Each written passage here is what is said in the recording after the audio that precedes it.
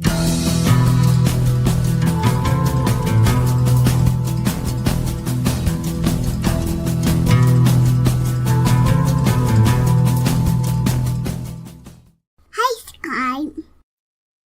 morning, everyone, and welcome to D.E.I. Deathwatch, the digest show that takes a look at the long time in coming, but thankfully very quickened now, destruction of diversity, equity, and inclusion, with a little half-hour-ish digest on a semi-regular basis to give you all the latest and greatest in this particular part of our culture that, hung around too long, can't wait for it to go quickly enough.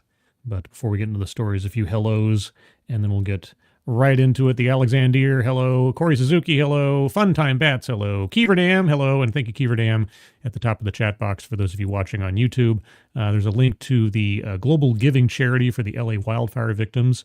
If you can take a look at that and donate, that'd be great. If you can't donate, that's fine. But if you can share that out on social media, that would be appreciated as well. So thank you for that. And thank you, Keeverdam, for providing the link. Shady Grin, hello. Who else is here real quick? Tack Alpaca, hello. Hi, I'm Steve. Good morning. Kiro Soldier, good morning. Alice Morgan, hello. Mike Savage, Blarg. Robert Pincus, hello. Angelverse, hello. The Best Remy, hello. John Trioxin, good morning. Advocatus Diaboli, good morning. Walter Tomaszewski, good morning. Bishop, good morning. Spoonie the Rebel, good morning. Found, good morning. And I think that's everybody. If I missed you, if you're lurking, if you're in the future, good morning to you. But let's get right into it. Let's start off with the premier two companies, as advertised in the thumbnail. Google and Meta used to champion DEI efforts. Why big tech is pulling back? Can we guess, guys? Those of you who are veterans of my channel, can we guess why they might be pulling back?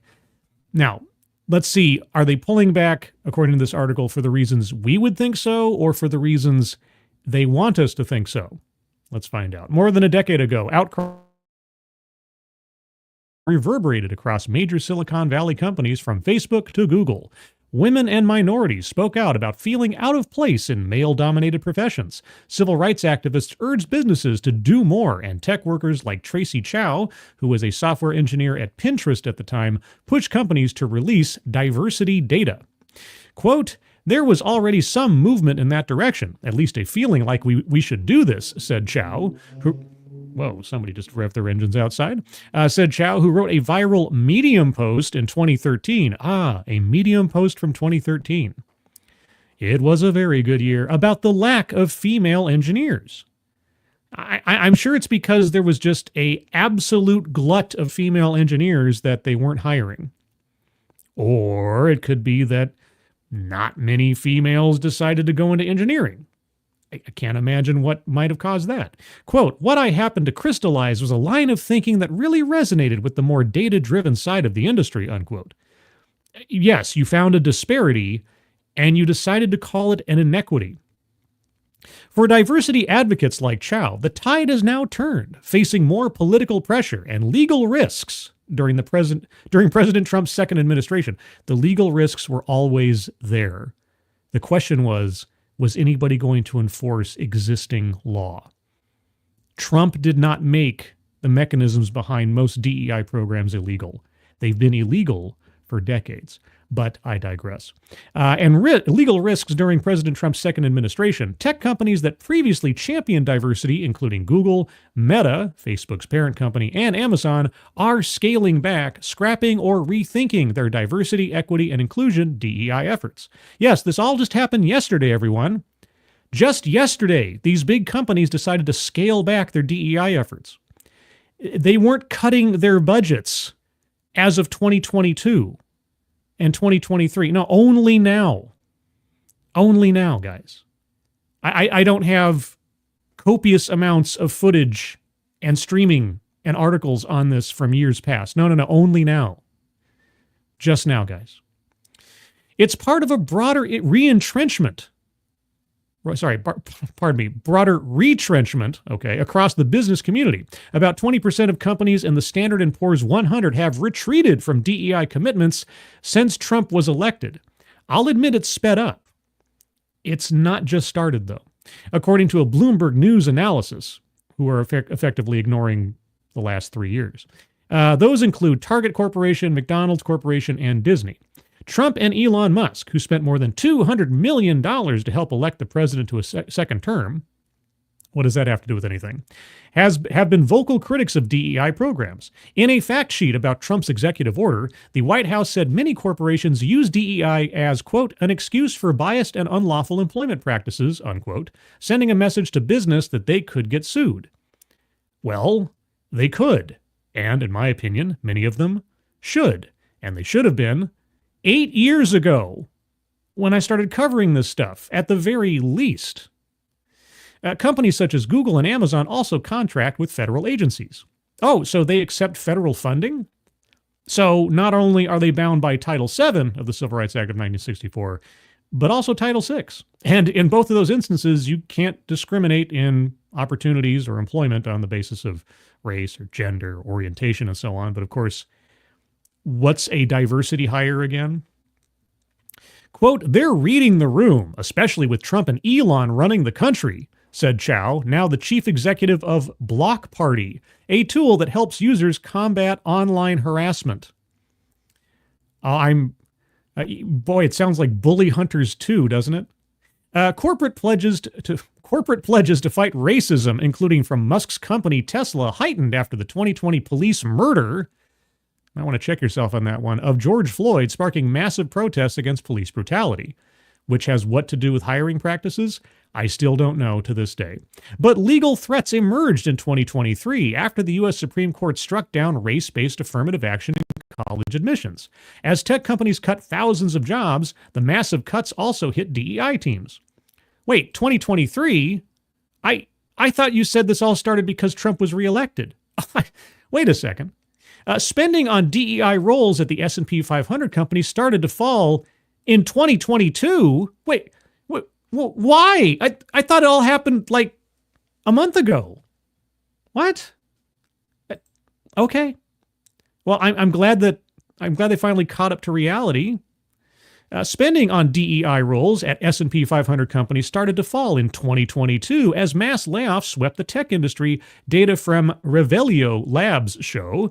In November of 2024, these businesses spent an estimated $1.3 billion on DEI roles, down 10% compared to the same month in 2022. So multiple billions of dollars on DEI, and what has it brought them?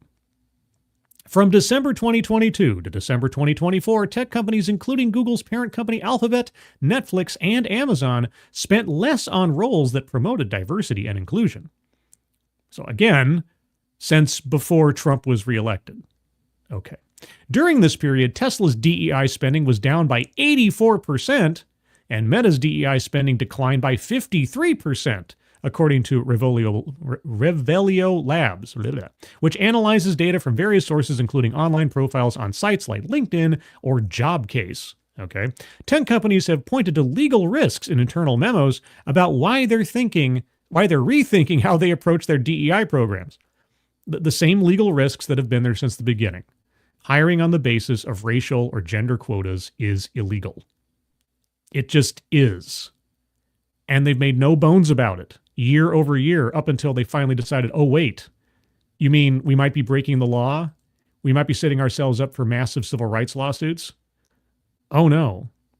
Quote, they wanted to keep President Trump on their good side because they don't want to deal with any legal ramifications from the federal government, unquote, said Jared Slater, partner at Irvin, Cohen, and Jessup. So, wait a second. They wanted to keep President Trump on their good side. Yes, they want to now, and a lot of the companies are doing everything they can because it's becoming more risky with an administration that might actually enforce existing law. But they were reducing their budgets and their DEI profiles 2 or 3 years ago because those same legal risks existed.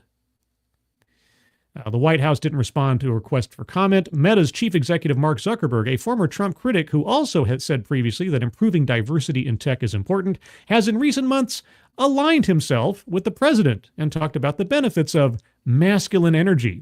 The company told its employees in an internal memo that the legal and policy landscape surrounding DEI changed and pointed to Supreme Court decisions. Supreme Court decisions that just reaffirmed existing law.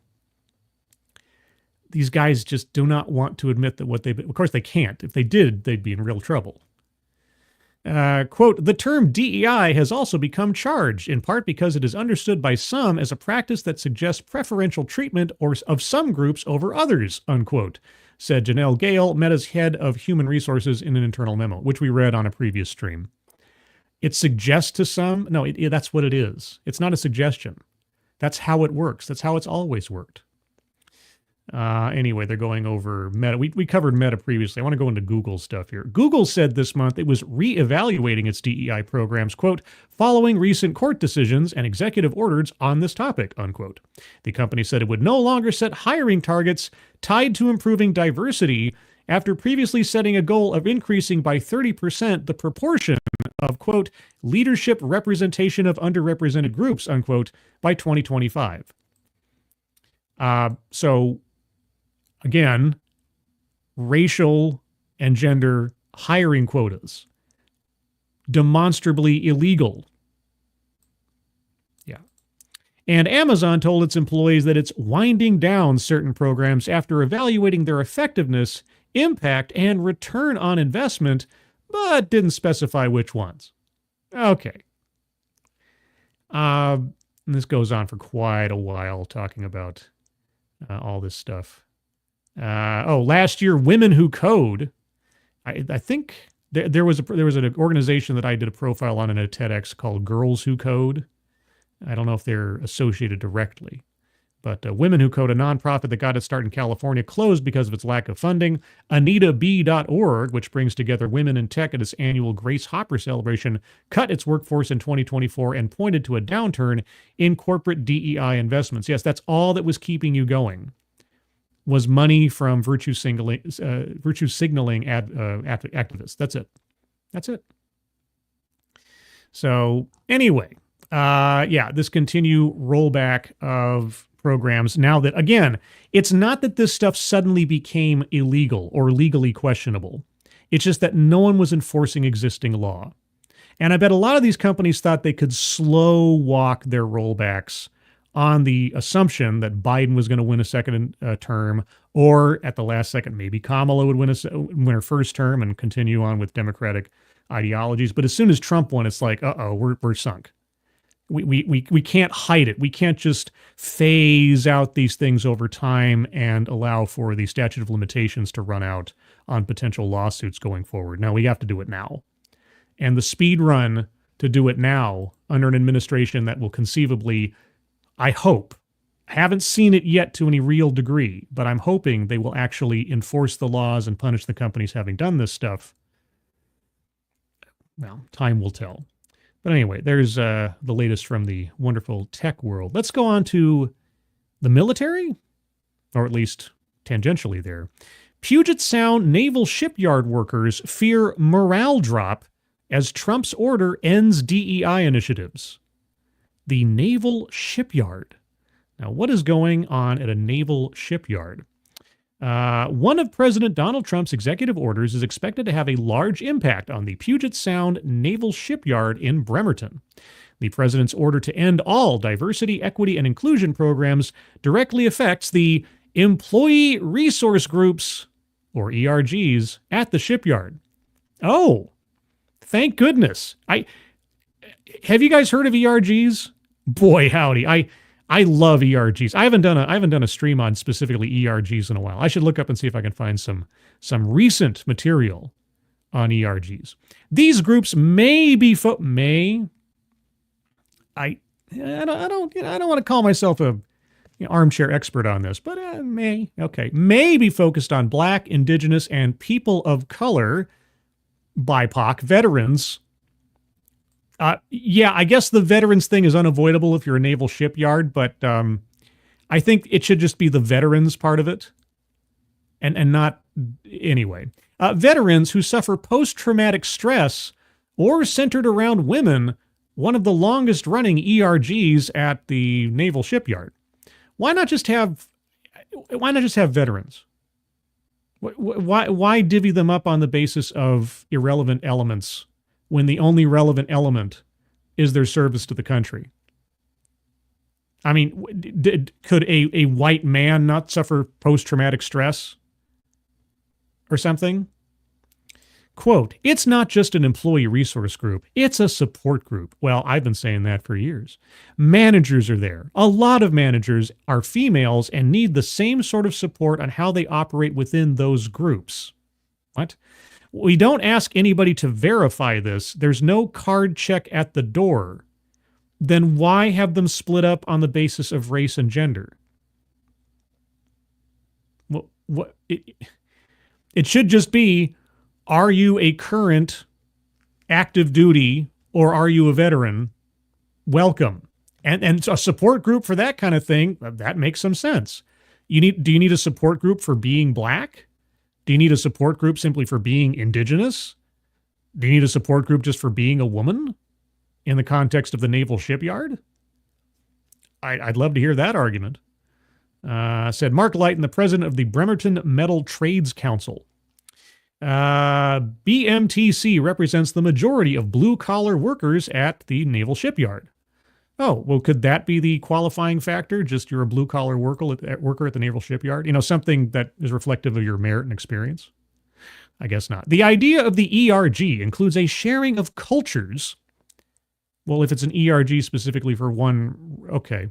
A sharing of cultures, networking, and finding career advancement opportunities, all while also highlighting individual accomplishments. How is being a woman an accomplishment? How is being a particular skin color an accomplishment? Quote, males looking to treat their female coworkers better because they inherently treat them badly? How do I do this better? How do I be a better coworker? Maybe I should pick up some Spanish from the HERO group, the Hispanic American Employees Resource Organization, Lighton explained. Well, if I'm not a Hispanic American employee, why would I feel like I'm welcome? So why not just have professional development groups in general where anybody can join? A veterans group, a veterans, PTSD support group or something. What does any of this have to do with what someone looks like? Okay, as a union president, Lighton said he attended most meetings. Oh, which category do you fall into? Quote, so I might go and check and make sure that all my...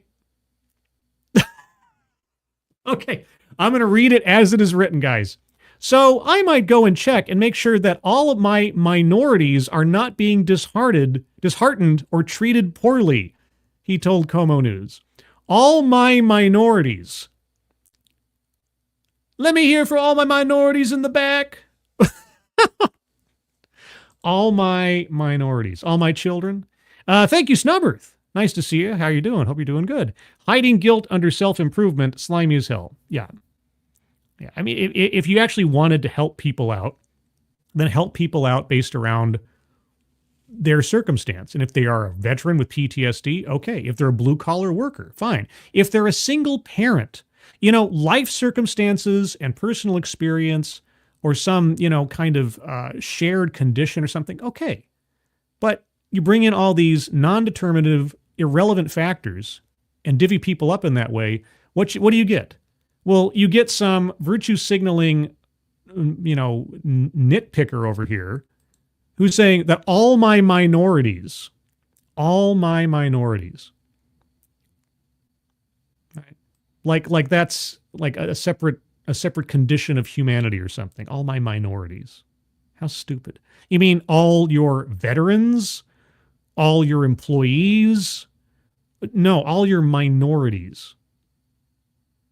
Okay. In a follow-up memo to the heads and acting heads of all departments and agencies, Charles Ezell, the acting director of the U.S. Office of Personnel Management, stated that all agencies should terminate what he called illegal DEI initiatives to, quote, promote a federal workplace committed to equal dignity and respect and to avoid expending precious taxpayer resources on wasteful and discriminatory programs, unquote.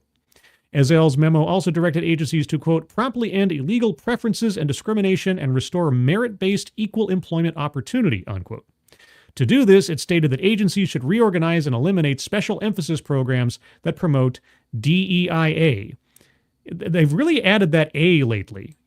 I don't see B as much. I don't see belonging, but accessibility they keep adding on there. The one element when you actually describe what it's meant to do, that I could almost kind of sort of agree with after a fashion, because it's the least sinister of all the others.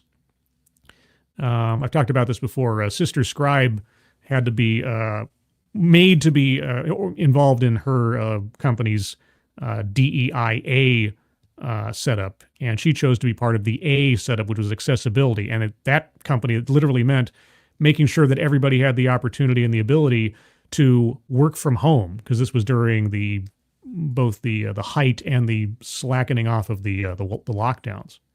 And in that sense, I'm like, yeah, that's fair. That's equal access, actual equal access. It wasn't divvied up on race or anything. Quote, it's a return to don't ask, don't tell sort of issue. This is how you see it? Okay. It's a return to don't ask, don't tell sort of an issue where most of them had been marginalized for decades, and now it feels like they've been marginalized again. Yeah, tell me more about your minorities. Do you think that makes someone feel, I don't know, part of the group? Lighton said, sure, he said employees can go to their manager, even the union, with a problem, but Lighton, a white male, that makes it even worse. Hey, how are all my minorities doing in the house? Told Como News he does not look like anyone in the ERGs. Well, then, appearance. Numbnuts? Quote, so it's hard to recognize yourself in someone you're trying to identify with without a discussion, Lighton said. It's hard to recognize yourself in someone you're trying to identify with without a discussion. What? Okay, I don't know if my brain's taken a vacation. I might need some help with this one. This is the cheerleader for ERGs at the Naval Shipyard, Mr. All My Minorities. Quote, so it's hard to recognize yourself in someone you're trying to identify with without a discussion, unquote, Lighton said. If you have your own interpretation of what that's supposed to mean, leave it in the comments below.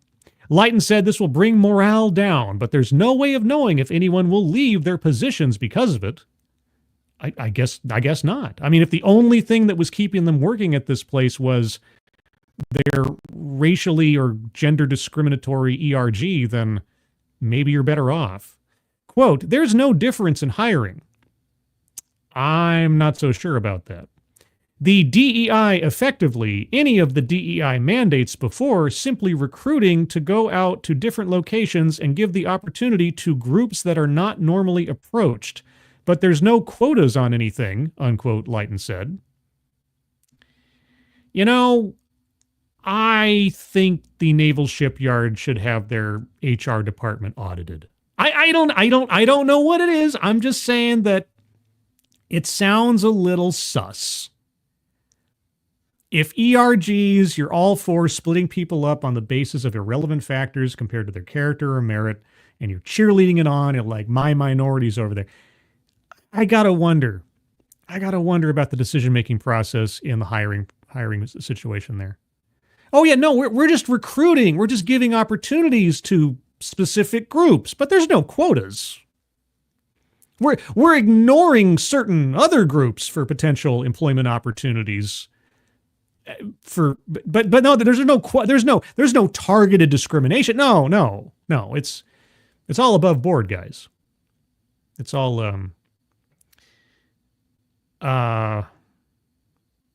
wait a second. Hold on.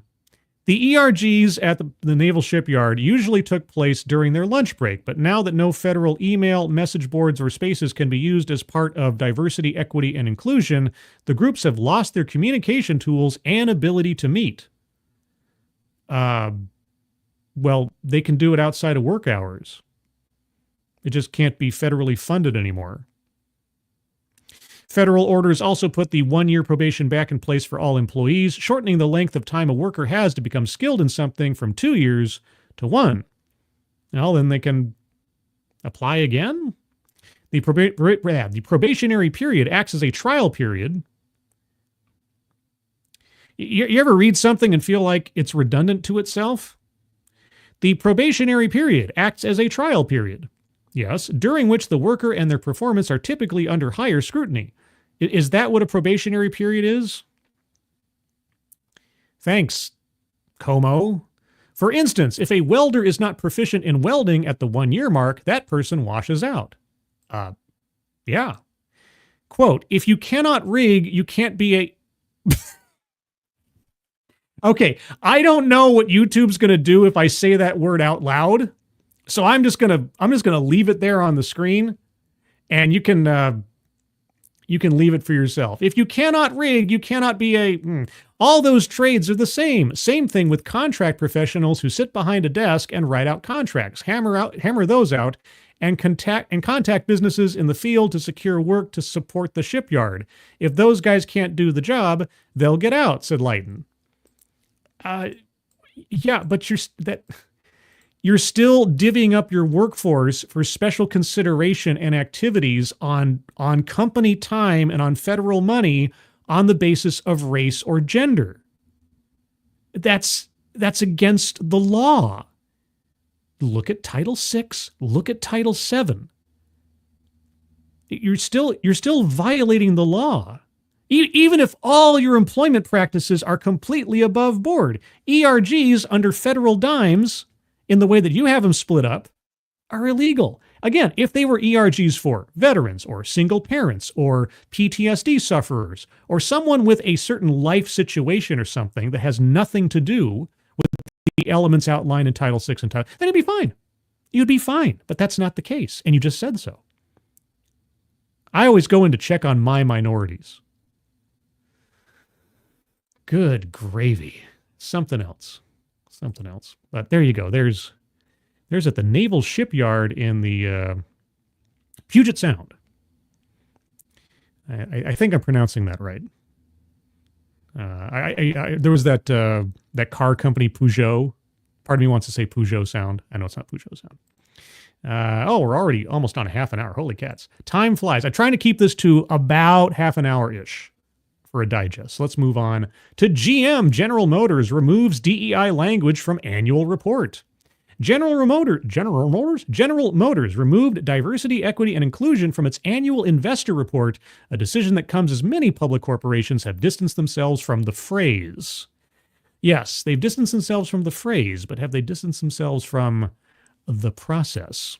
GM, alongside many prominent public companies that compete for federal contracts, appears to be aligning, at least to some extent, with President Donald Trump's edict outlawing DEI initiatives in federal government. A year ago, under the subhead Human Capital, in its January 30th, 2024 10-K filing, GM said that among its objectives in creating a, quote, workplace of choice, unquote, was to, quote, promote diversity, equity, and inclusion, parenthetical, DEI, unquote. That same line in the January 20th, 2025 10-K filing now says GM's goals are to, quote, foster an inclusive work environment in which all employees can perform at their best, unquote. A GM spokesperson said the company would not comment on the change. Talks about GM's military contracting. Yeah, because GM is a recipient of federal funds. They receive federal funds, and therefore they become under the not only the rules of Title VII, but also Title VI for those institutions or organizations that accept federal funding. I'd read through more of this article, but I want to get to something else. Links to these are in the description below. So if you want to read the whole article, they're there for you. But I just wanted to at least add that one. The GM is stealthily editing the words out. But now comes the question. What happens next? What could possibly happen next? Well, if I needed to know some ideas as to how DEI could go all ninja and continue onward despite all the pushback and all the legal pitfalls and everything else, I need look no further than Forbes magazine, because Forbes magazine has some ideas of where DEI goes next. The next generation of DEI allyship programs. Allyship programs. And this comes from Julie Kratz, who is a allyship and inclusion keynote speaker and college professor. Here we go.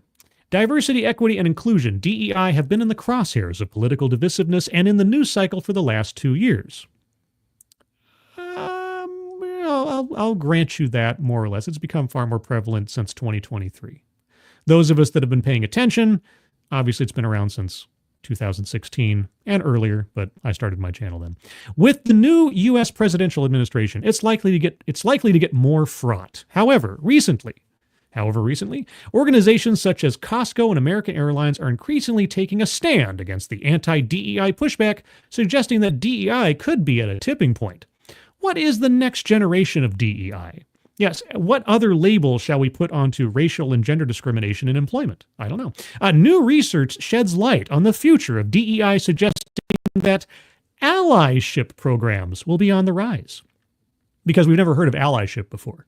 This makes sense because allyship programs are more likely to fly under the radar of anti-DEI lobbyist groups and emphasize creating a culture of inclusion by intentionally inviting the dominant group into the conversation. A group, unnamed here, guys, unnamed, a group that may often feel left out by well-intentioned DEI programs. Are you listening to yourself right now? This research, conducted at the Technical University in Munich, and Germany is really, really an all-star when it comes to free expression right now. Anyway, Munich, with the support of MIT's Sloan School of Management, found that if historically marginalized groups and dominant group members come together to collectively foster an inclusive environment where everyone, regardless of identity, has a chance to thrive, then DEI becomes an achievable goal. Regardless of identity, what are you talking about? You just split people up into, at minimum, 2 groups without actually telling us what divides these groups. Even you can't bring yourself to be specific in your own article. Are you kidding me? Their research focused on 47 interviews with female tech entrepreneurs and their nominated male allies, simps, in the United States. Relatedly, male dominance is frequently criticized in the venture capital investing sphere, where gender homophily also drives investment decisions. From an allyship perspective, this makes the analysis into diverse-friendly VCs even more interesting. They define allyship as the behavior of a person who is part of the dominant, privileged group that actively engages in activities to support members of the disadvantaged minority. So, pity is what you're saying. They take pity on someone because of their group affiliation. That's allyship. That's something to be encouraged. The soft bigotry of low expectations. Motivations for allyship. Virtue signaling, ideological adherence. I don't know. The interviews revealed 6 key motivations for dominant group allies. Shared experiences of marginalization. How could they possibly have shared experiences of marginalization? They're part of the dominant group. Okay. Proximity to minorities. Oh, my best friend is one of my minorities. The Lighton guy over at the Naval Shipyard to be also. Personal fulfillment and self-enhancement. I mean, making penance for being male and white. Rational and economic considerations. How can I profit off of somebody within a marginalized group? Demographic. Ethical imperatives and social responsibility. Right. For allyship programs to be successful, the dominant group, why? You can't even bring yourself to be specific, can you? The dominant group needs to identify with the need. Coming from a place of empathy from their own lived experiences or engaging with those who have had adverse experiences due to their marginalized identities helps allies create bridges to the needs of others. Yes, because as we know, all white people are psychopaths and sociopaths. They have absolutely no sense of empathy for anyone until you tell them to, and then they will. and then they'll take pity on people because they're the other color or something. This is a good thing, everybody. Feeling personally fulfilled and helpful is a deeply primal human need, unless you're part of the dominant group, apparently. In that case, you have to have it forced upon you. By tapping into these motivations for allyship, dominant group members can recognize the moral case and the business case for inclusion. Yeah, the business case. Boy, it always comes down to the business. Why should I have to make a business case if it's a moral case? If it's a moral good to, discriminate on the basis of race or gender, then why aren't we just doing it regardless of the cost? Why does the business case need to be made? I mean, obviously there is no business case for it because, as we've seen and as previously mentioned, companies keep winding down their DEI budgets because of a lack of ROI. Barriers to allyship. Oh, what's preventing this completely benevolent and magnanimous movement? However, given that the research documents ongoing barriers to effective allyship, this is important for any allyship program to address head-on. The research study found 5 primary barriers to allyship. Oh boy, let's hear. Number 1, intrapersonal constraints. Can I really make a difference? As an ally summarized, quote, "No woman needs me to be their knight in shining armor," unquote.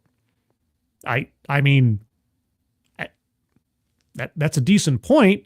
Do women, in this particular instance, do they need to be damseled? 2, social and professional risk. Is it worth the risk? A reluctant ally said, quote, "The potential consequences to my own impact and my own career were just too high," unquote. I'd love to know what that ally's details and rationalization was, but okay. 3, insecurity and fear. Doesn't that kind of wrap up with social and professional risk? Okay, anyway, insecurity and fear. Quote, "What if I say something wrong?" Another nominated ally in the study suggested, quote, "That's the big fear, is that you're actually the problem if you're weighing in on something they, women, haven't asked about," unquote. Right. Me too, everybody. Hashtag me too. Quote, number 4, interpretation concerns. Isn't this still insecurity and fear? Are my intentions seen as honest?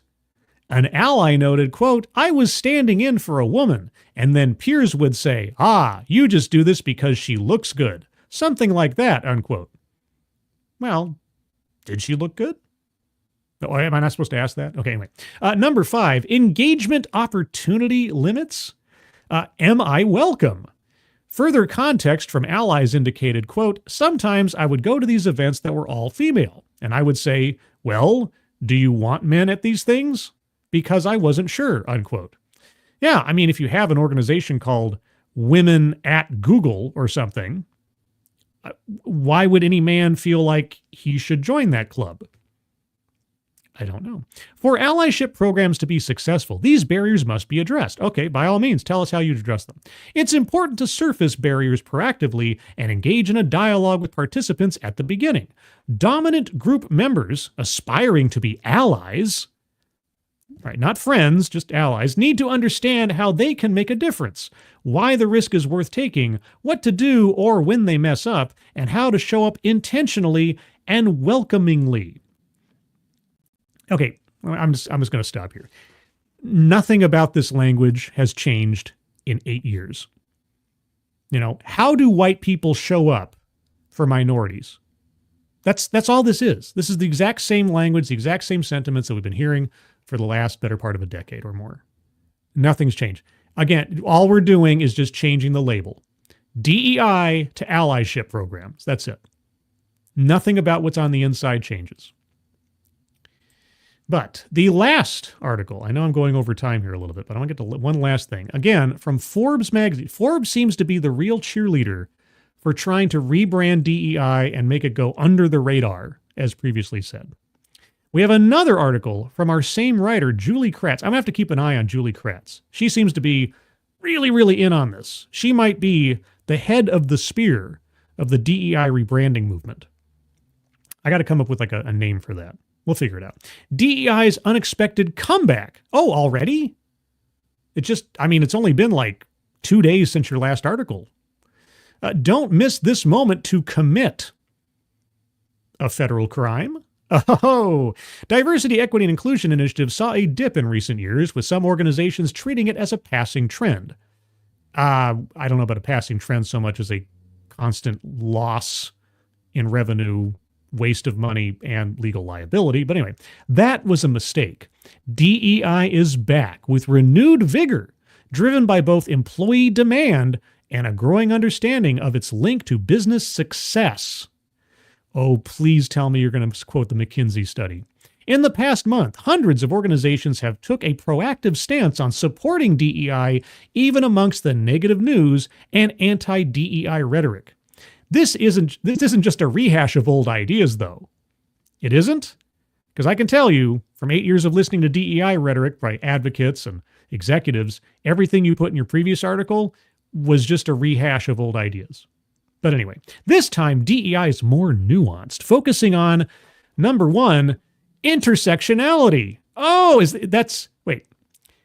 This isn't just a rehash of old ideas. And your first point is intersectionality. Guys, what did we look at? What did we look at on TEDx just 2 weeks ago now? And that TEDx was out from a month ago. Not old ideas. Intersectionality, recognizing the complex interplay of identities. Is that what intersectionality is? Okay. Data-driven approaches. Measuring impact and holding leaders accountable without controversial quotas? You mean demonstrably illegal quotas? Well, if you're not going to be measuring success on the basis of how many people from a particular demographic you have in your workforce versus another, how are you going to hold leaders accountable if you're not using quotas? I would love to have an answer to that question. Allyship, which you talked about previously, holding leaders and all employees accountable for inclusive behavior. Intersectionality, I don't think I need to go over what intersectionality is anymore in her interpretation. Let's look at the data-driven approaches. What does she suggest, if anything, that isn't a quota? Data-driven approaches to DEI involve using data to identify and address disparities within organizations and communities. Okay, if you find a disparity between two racial demographics, how do you solve for that problem without a quota? How? This can include analyzing demographic data, it would have to understand representation across different levels, examining pay equity data for fairness, or collecting employee feedback through surveys to gauge experiences of inclusion. Yeah, well, here's the thing. You can try to pad it with all these other things that may or may not be relevant in some way, but analyzing demographic data to understand representation across different levels. Okay, address disparities. How would you address a disparity in representation across different levels without a quota? If you find there are more of one demographic than another demographic and you want to even these out, well, you have a target number, don't you? How do you do this without a quota system? Any of it? I don't know. Allyship. What was her thing on allyship? Accountable for inclusive behavior, right. Ditch the checklist and performative DEI statements. Okay. Allyship is about fostering a culture of vulnerability and courageous conversations. Courageous conversations? I think you owe a nickel to Glenn Singleton. Encourage dominant group members, white males, straight white males, to lean into their discomfort, acknowledge their own biases, and actively listen to those with different lived experience. Okay. Second verse, same as the first. Everything about DEI never changes. If you hear anybody talking about lived experiences, inclusivity, allyship, it's all DEI rhetoric all over again. That's all it is. Data-driven inclusion policies or whatever else they're saying. Nothing changes. All that's going to change is the labeling. This is why you have to remain vigilant. Because the people who profit off of this nonsense will not stop, because it is such an easy grift. If you can get some company to buy into the virtue signaling of it and invest millions or billions of dollars into it, and you just get a tiny slice of that pie for giving some DEI trainings or for, being an executive that does effectively nothing, that's all you have to do. It's like those guys who are like call centers, right? They might make 300 calls in a day. attempted calls or otherwise. They might chat up 100 people a day. But as long as they can get 1 or 2 people to bite, they've made their quota. So they can put out all this DEI stuff that they want. They can try to encourage it. They just have to be willing to put themselves on the block for another few years, and they can still make their paychecks. And this stuff can still be pushed forward. And especially the ideologues, they can continue profiting off of this, both in their own sense of morality and financially. Anyway, I'm going to wrap things up here, guys. I am attempting to keep this to a relatively short format for the show. There is a link I'll be putting in the chat right now to the Discord server. If you'd like to join the Discord server, just click on that link. You'll find yourself on the landing channel called Say Hello. And in addition to saying hello, you just have to say the secret word. The secret word will tell me that you are not a bot, have actually watched the stream, and have thus earned the right, the privilege, the entitlement to join the Discord server. And today's secret word is allyship. Just say hello, allyship, and you'll be able to join the Discord server. In the comments below, let me know what you thought about these stories. And if you have suggestions for stories that I should take a look at, you can always leave them in the new channel on the Discord server called D.E.I. Deathwatch, or you can just tweet them to me at scribe_light on X. Beyond that, just a note that tomorrow, Tuesday, February 18th at noon Pacific time, 3 p.m. Eastern time, will be a special episode of TED Excellence, which I'm calling a spotlight episode, where my friend from Midnight's Edge, Paul Chatto, will be joining me to showcase his favorite TED Talk. There'll still be a TEDx bingo along the way, and we'll take a look at purportedly a good TED Talk. I know, unicorns do exist, and we'll see if Paul Chatto is correct about his assessment of this TED Talk. But elsewise, everybody, thank you so much for joining me. Moderators, thank you for keeping an eye on things, even though everyone here is so well behaved. You have very, very little to do. Everybody who donated, either to myself or to the global giving link at the top of the chat box for the LA wildfire victims, thank you guys so much for your generosity. Elsewise, everyone, hope you have a good rest of your Monday. If you have the day off for President's Day, enjoy the rest of it. Otherwise, have a good rest of the week. I'll do another DEI Death Watch as circumstances require. This is not a regular show, like a scheduled thing. It's just when I feel like it, but I'll try to give as much notice as I can. And otherwise, everyone, I hope you're all safe and well. If you're not well, please get well soon, and I'll see you on the next one. Take care.